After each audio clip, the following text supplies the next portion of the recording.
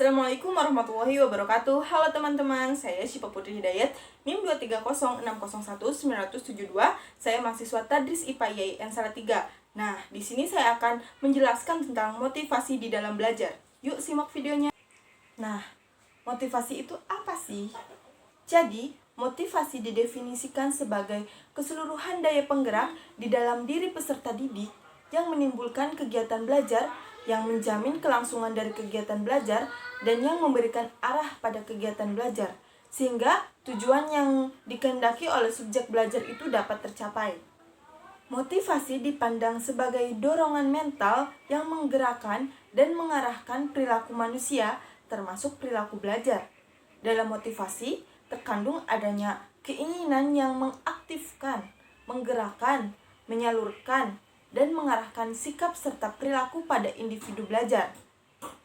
Nah, motivasi juga itu dapat disebut sebagai usaha yang didasari untuk mengerahkan dan menjaga tingkah seseorang agar ia terdorong untuk bertindak melakukan sesuatu sehingga mencapai hasil atau tujuan tertentu. Jadi, dapat disimpulkan bahwa motivasi belajar adalah proses yang memberi semangat belajar, arah, dan kegigihan perilaku.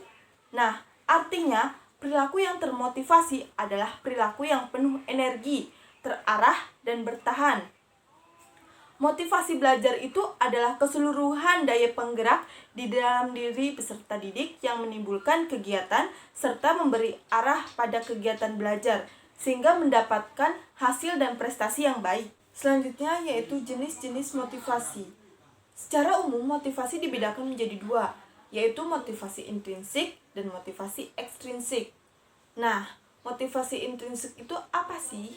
Jadi, motivasi intrinsik adalah motif-motif yang menjadi aktif dan berfungsi tidak perlu dirangsang dari luar, karena dalam diri setiap individu sudah ada dorongan untuk melakukan sesuatu. Dengan kata lain, individu terdorong untuk bertingkah laku ke arah tujuan tertentu tanpa adanya faktor pendorong dari luar. Nah, berdasarkan pendapat-pendapat tersebut, dapat dikatakan bahwa motivasi intrinsik adalah motivasi yang tercakup dalam situasi belajar yang bersumber dari kebutuhan dan tujuan-tujuan siswa sendiri. Atau dengan kata lain, motivasi intrinsik itu tidak memerlukan rangsangan dari luar, tetapi sumbernya sudah ada dalam diri siswa tersebut. Motivasi intrinsik muncul dari kesadaran diri sendiri, bukan karena ingin mendapat pujian atau ganjaran. Guru dapat menggunakan beberapa strategi dalam pembelajaran agar siswa termotivasi secara intrinsik. Nah, caranya bagaimana sih? Jadi, yang pertama yaitu mengaitkan tujuan belajar dengan tujuan siswa, sehingga tujuan belajar menjadi tujuan siswa atau sama dengan tujuan siswa. Nah, kemudian yang kedua yaitu memberi kebebasan kepada siswa untuk memperluas kegiatan dan materi belajar selama masih dalam batas-batas daerah belajar yang pokok. Nah, kemudian yang ketiga yaitu memberikan waktu ekstra yang cukup banyak bagi siswa untuk mengembangkan tugas-tugas mereka dan memanfaatkan sumber-sumber belajar yang ada di sekolah. Kemudian yang keempat yaitu kadangkala memberikan penghargaan atas pekerjaan siswa. Jadi, siswa itu termotivasi.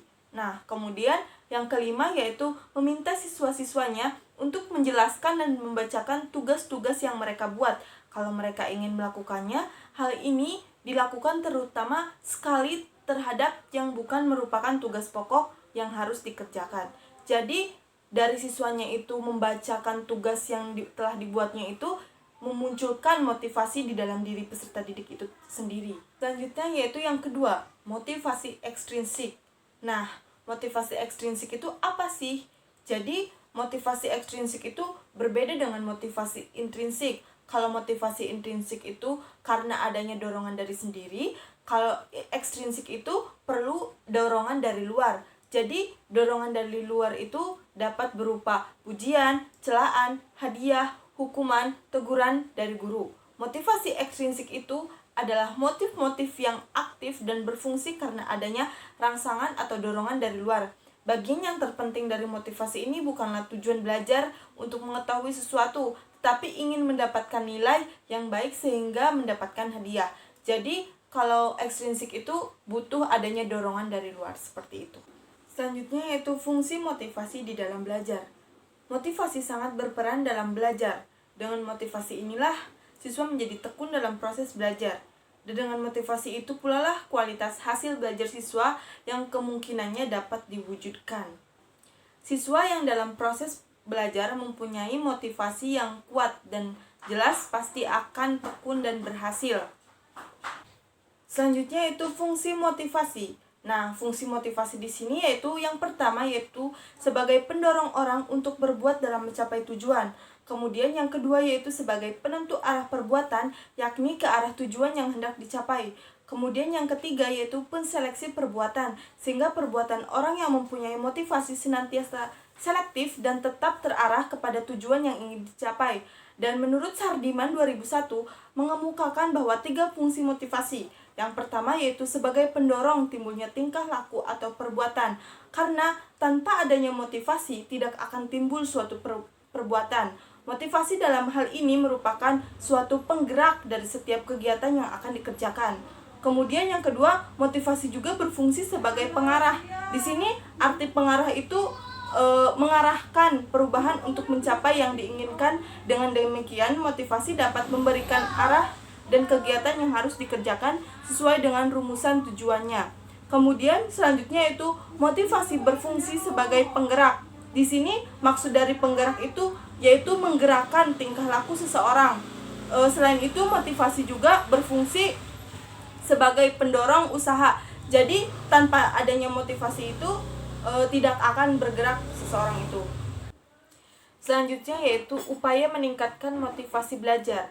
Jadi langkah-langkah yang dapat dilakukan yaitu yang pertama, memberi angka dalam hal simbol dari nilai kegiatan belajarnya. Jadi banyak siswa yang justru untuk mencapai angka atau nilai yang baik, angka-angka yang baik itu bagi para siswa itu merupakan motivasi yang sangat kuat. Yang perlu diingat oleh guru adalah mencapai angka-angka tersebut belum merupakan hasil belajar yang sejati dan bermakna. Harapannya angka-angka tersebut dikaitkan dengan nilai afeksifikasinya, bukan sekedar kognitif saja. Kemudian yang kedua yaitu hadiah.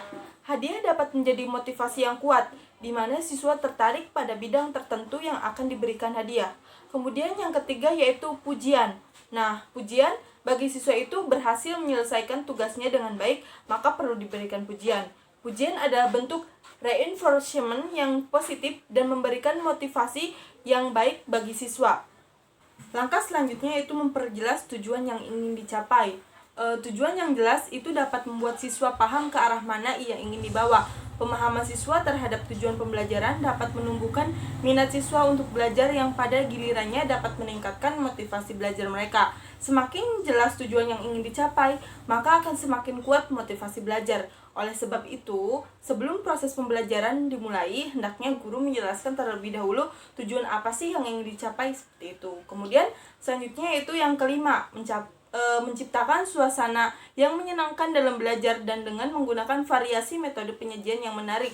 Guru harus mampu menyajikan informasi yang menarik dan asing bagi siswa-siswa. Jadi informasi itu yang diberikan itu dapat menarik perhatian siswa sehingga siswa itu termotivasi untuk belajar, seperti itu.